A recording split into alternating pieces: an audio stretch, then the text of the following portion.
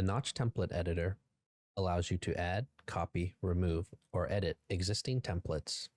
In the Notch Templates section, you can choose to add a new template, copy an existing template from the drop-down to make changes to it, or remove templates entirely. The Restore button returns the template to its previously used settings.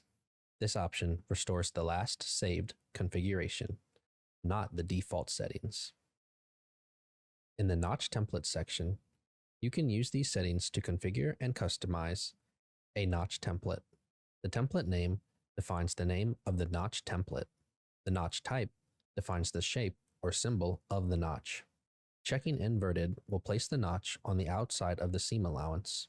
You can choose from any of the following symbols: the I or slit, V, check, T, U, castle, and crescent. The notch width changes the width of the notch from its center outwards.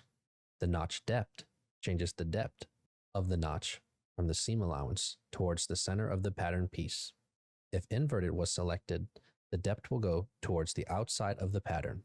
Notch multiple sets a defined amount of notches placed at a single point.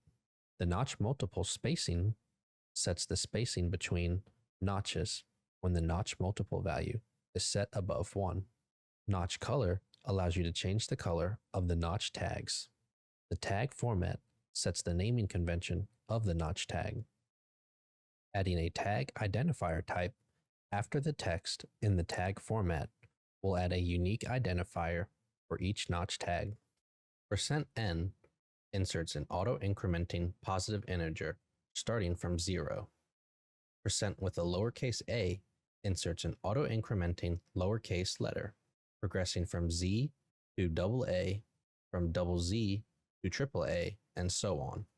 % with a capital A inserts an auto-incrementing uppercase letter, progressing from Z to AA, from double Z to AA, and so on. The tag font face sets the font of each notch tag, and the tag font size sets the size of the font, as well as a unit size.